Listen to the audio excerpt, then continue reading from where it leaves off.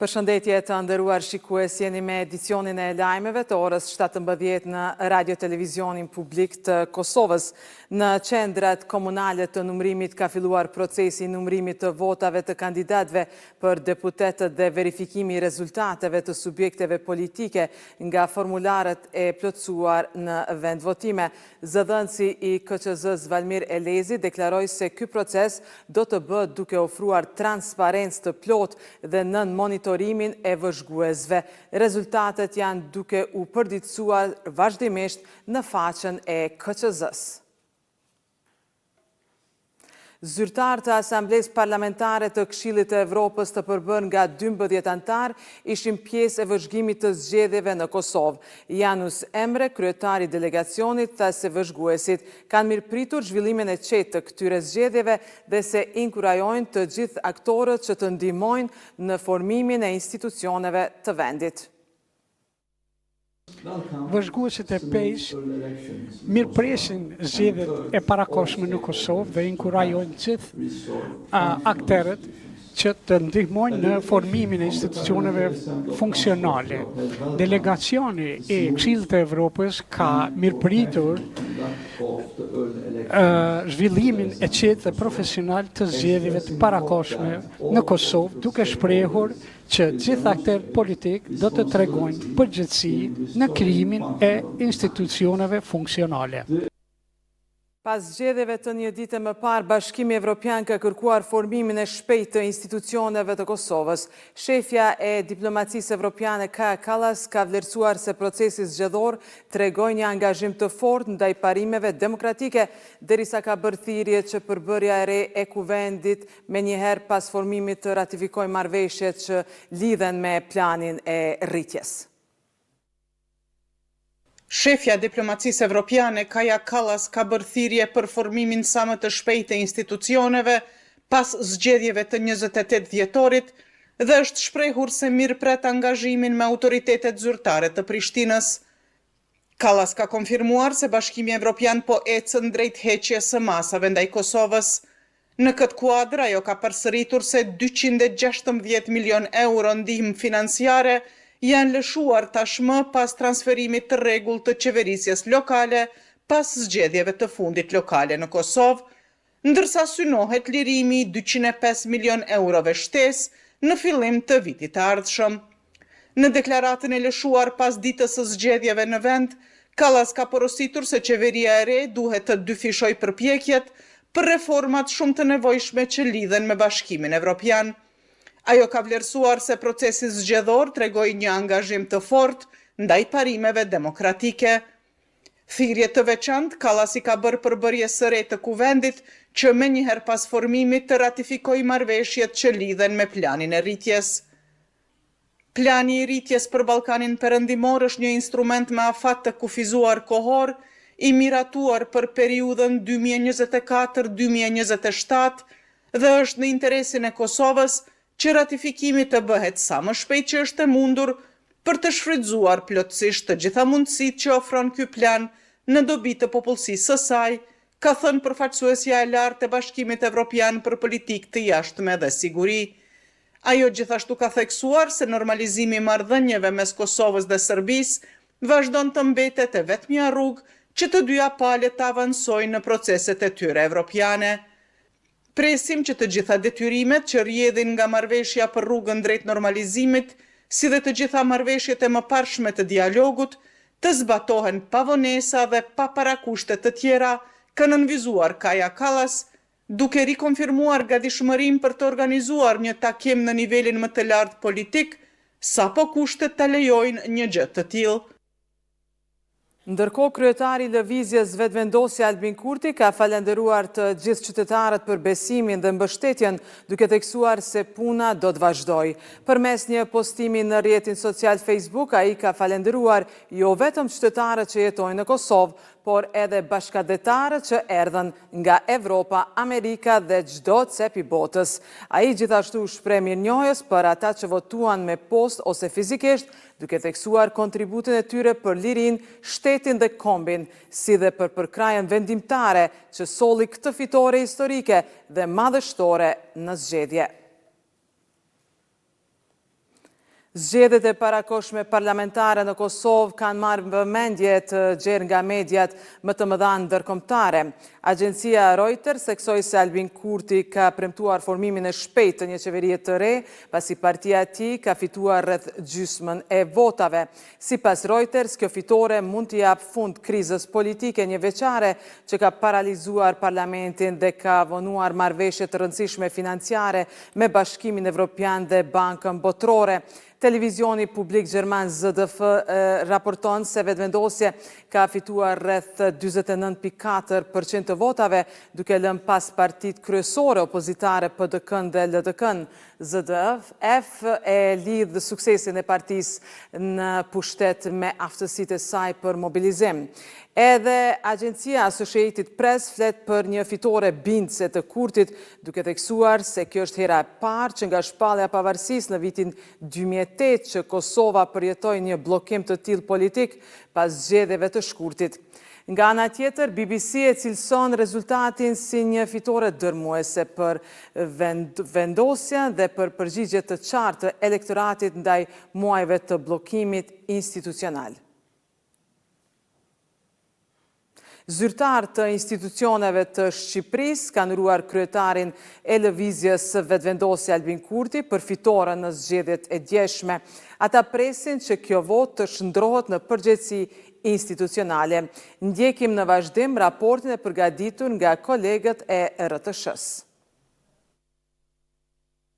Presidenti Bajram Bega i uron Kosovës dhe Albin Kurtit fitore në zgjedhje. Presidenti thot se qytetarët e Kosovës shprehen vullnetin e tyre demokratik për institucione të reja që do të qeverisin vendin. Fitore domethënëse konsideroi Edi Rama rezultatin që mori Albin Kurti dhe vetëvendosja në zgjedhjet e parakohshme të 28 dhjetorit në Kosovë, duke rikonfirmuar vijimin e politikës së tij. Në një postim në mediat sociale, kryeministri shqiptar përcjell urimin për rezultatin dhe thotë që suksesi të shërbej për mbarësi për qytetarët e Kosovës.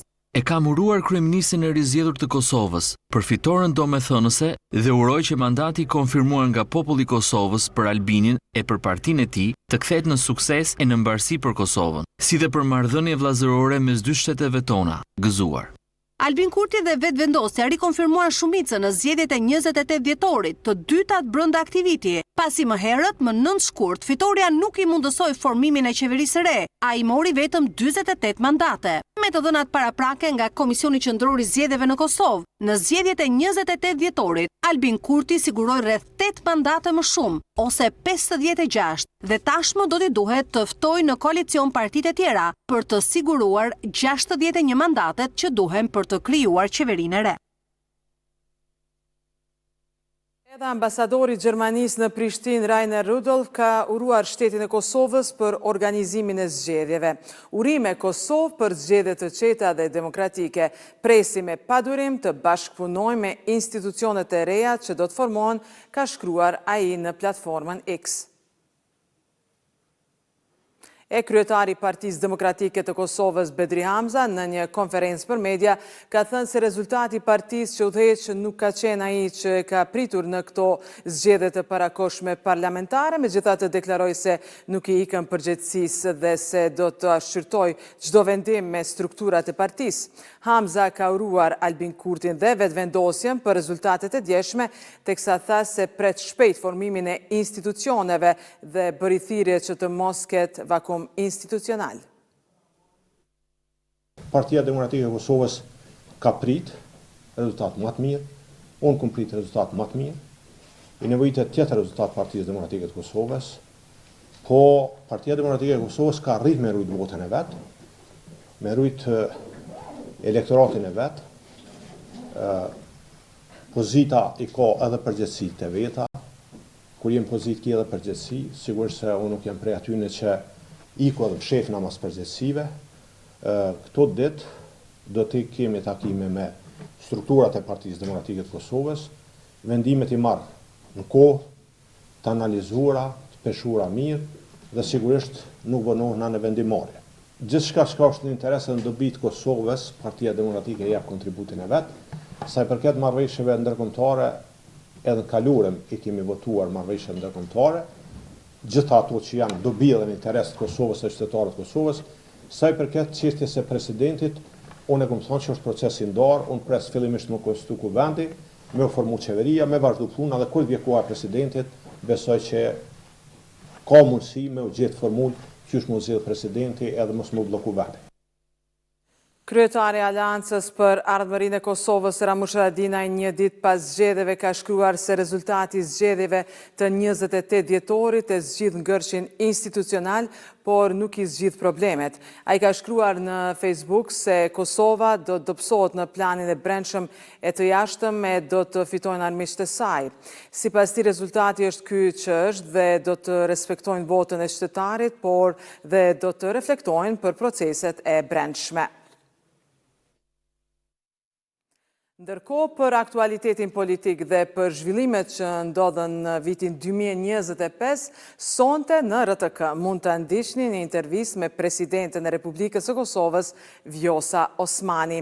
Intervista transmetohet drejt për drejt në orën 25 Që interesat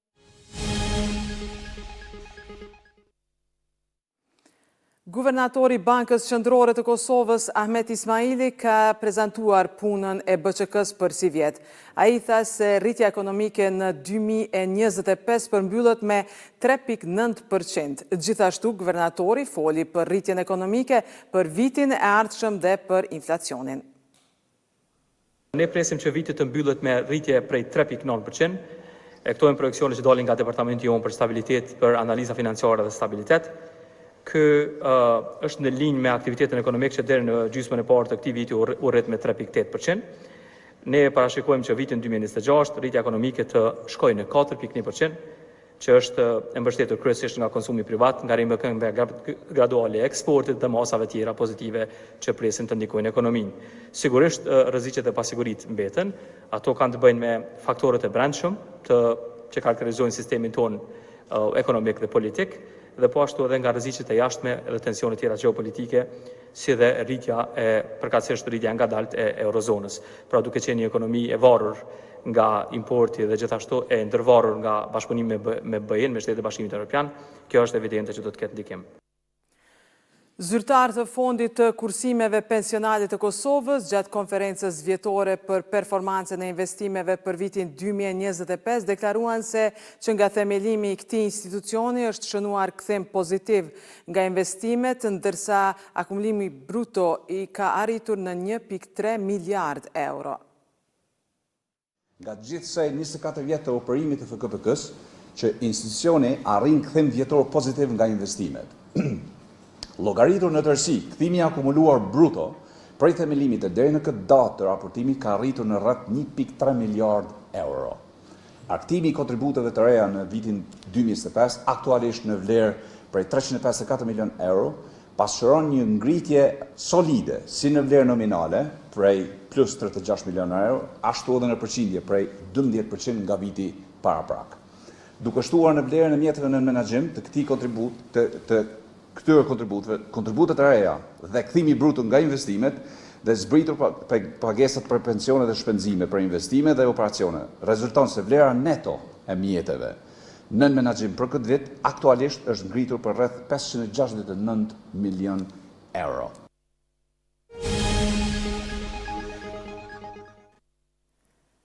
Pas takimit me presidentin Volodymyr Zelensky, presidenti Amerikan Donald Trump thot se SBA-ja dhe Ukraina janë shumë më afër një marrëveshje paqeje, por ende mbesin për të zgjidhur çështjet e vështira. Presidenti Amerikan Donald Trump deklaroi të dielën se ai dhe presidenti Volodymyr Zelensky po i afrohen shumë afër marrëveshjes për t'i dhënë fund luftës në Ukrainë, ndërsa pranoi se fati i rajonit Donbas mbetet një çështje kyçe e pazgjidhur. Të dy udhëheqësit folën në një konferencë të përbashkët për media pas takimit në vendpushimin e Trumpit Mar-a-Lago në Florida të dielën pasdite. Ata raportuan për parim në 2 çështjet më të diskutueshme në bisedimet e paqes, siç janë garancitë e sigurisë për Ukrainën dhe ndarja e rajonit Donbas të Ukrainës lindore që Rusia është munduar ta pushtojë. Si Trump ashtu dhe Zelenski ofruan pak detaje dhe nuk dha një afat kohor për përfundimin e marrëveshjes së paqes, megjithse Trump tha se do të jetë e qartë brenda disa javësh nëse negociatat për t'i dhënë fund luftës do të kenë sukses. Ai shtoi se disa çështje të vështira rreth territorit duhet të zgjidhen. Kurse Zelenski tha se është arritur marrëveshje mbi garancitë e sigurisë për Ukrainën, në këtë pikë Trump ishte më pak i kujdesshëm, duke thënë se ata ishin 95% rrugës drejt një marrëveshjeje të tillë dhe se ai priste që vendet evropiane të merrnin përsipër një pjesë të madhe të kësaj përpjekje me mbështetjen e SBA-s. Ndërkohë, presidenti francez Emmanuel Macron në një postim të publikuar në X pasi Trump u takua me Zelenskin shkroi se ishte bërë përparim mbi garancitë e sigurisë, kurse vendet në të ashtu quajturin koalicion i të gatshmëve do të takoheshin në Paris në fillim të janarit për të finalizuar kontributet e tyre konkrete. Trump dhe Zelenski të dielën thanë se e ardhmja e Donbasit nuk ishte zgjidhur, megjithse Trump tha se diskutimet po lëviznin në drejtimin e duhur. Atje, Shtetet e Bashkuara kanë propozuar një zonë të lirë ekonomike, megjithse mbetet e paqartë se si do të funksionojë kjo zonë në terma praktik. Udhëheqësit gjithashtu nuk ofruan shumë informacion se çfarë marrëveshjesh kishin arritur për të ofruar siguri për Ukrainën pas përfundimit të luftës, diçka që Zelenski e përshkroi të dielën si momentin kyç në arritjen e një paqeje të qëndrueshme. Pak para se Zelenski dhe delegacioni i tij të arrinin në Mar-a-Lago, Trump dhe Putin zhvilluan një bisedë telefonike që u përshkrua si produktive nga presidenti amerikan dhe si miqësore nga ndihmësi i politikës së jashtme të Kremlinit, Yuri Ushakov. Të nderuar shikues, ndoqët lajmet në RTK bashkë me ekipin realizues, ju falenderojmë për kohën që ndatë me ne. Mirupafshim.